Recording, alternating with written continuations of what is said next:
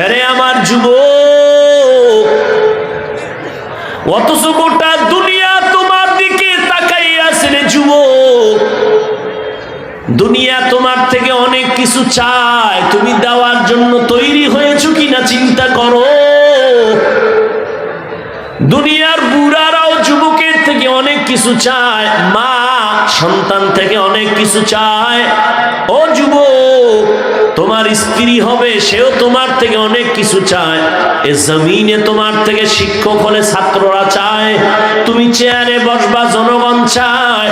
যুবক চাইলে দিতে পারবে, সম্ভব, অন্যের দ্বারা সম্ভব না।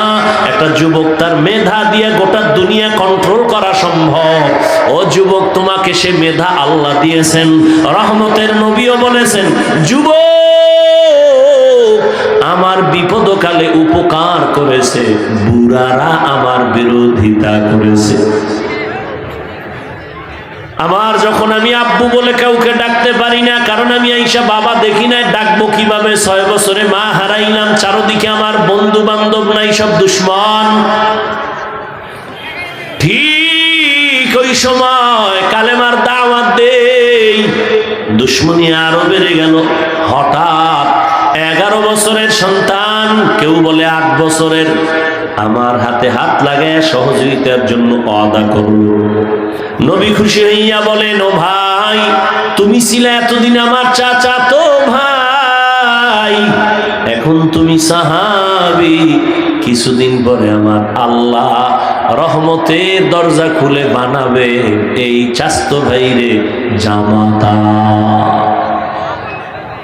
আবু জাহাল নবীর দুশ্মন বুড়া, আবু লাহাব নবীর দুশ্মন বুড়া।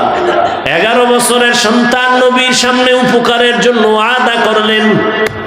চাচাতো ভাই এখন সাহাবী, কিছুদিন পরে হবে জামাতা।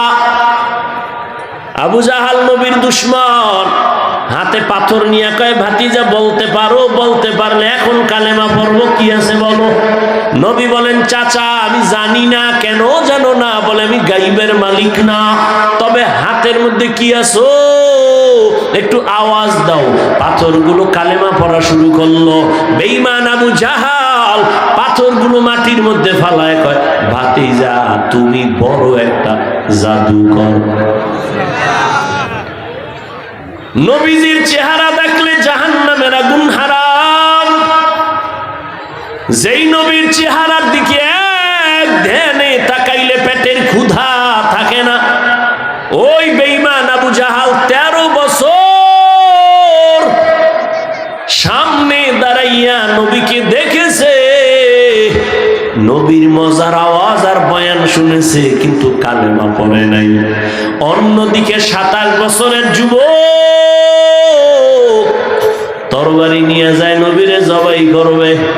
নবীরে দেখে তরবারি ফালায় কয়, ও রহমতের নবী, আমার কল্লা কেটে দেন, তবে আগে কালেমার রশি গলায় লাগায়া দেন।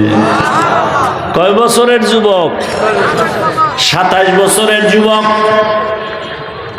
13 বছরের বেঈমান আবু জাহাল বয়ান শুনে কালেমা পড়ে না। 27 বছরের যুবক নবীরে জবাই করতে এসে কালেমা পড়া তরবারি নিয়ে দাঁড়ায় গেছে। ধমক দিয়া কয়, এই মুশরিক কাফেরেরা, আয়, মুহাম্মদের বিরুদ্ধে যদি কিছু বলতে চাও আমার তরবারি রেডি, আয়। এমন পাওয়ার আল্লাহ দিছেন। এখন ওই পাওয়ারওয়ালা 27 বছরের যুবক যেখানে চলে, শয়তান ওখানে আর থাকে না, ভয় পালায়। রোম সম্রাট কয়, ওমরের খেলাফত কালে এই লোকটা কে যে গোটা দুনিয়া কাফে, গোয়েন্দারা খবর নাও, এর সিকিউরিটি গার্ড কেমন আছে। গোয়েন্দারা রিপোর্ট দেয়, ওমরের মতো বান্দা একা চলে, কোনো গার্ড নেই। তো দুনিয়ার সবাই এর ভয় পায় কেন? একা চললে তারে মেরে ফেলো। কত পুরস্কার চাও? হয়তো চলো, মেরে ফেলার জন্য জল্লাদ রেডি, তরবারি নিয়ে ঘুরে। ওমর একা চলে, এক জায়গায় নির্জনে পেলে মেরে ফেলবো। খবর কানে আসছে, হ্যাঁ পাওয়া গেছে পাহাড়ের পার্শ্বে বিশাল এক চেটিয়াল ময়দান। ওমর ডান হাতের বালিশ বানায় একা একা ঘুমায়, জল্লাদ খুশি হয়ে গেছে, এই সুযোগ হাতছাড়া করা যায় না। তরবারিটা বের করে মাঠের ভেতরে ঢুকলো। ওই পার্শ্বে ওমর ঘুমায় একা, এক কদম আগায় আবার চিন্তা করে, আবার আগায় আবার চিন্তা করে, যেতে যেতে কাছে সামনে গিয়ে তাকায় দেখে ওমর একা ঘুমায় না, জঙ্গলের একটা বাঘ ওমরের পাহারা দিতেছে।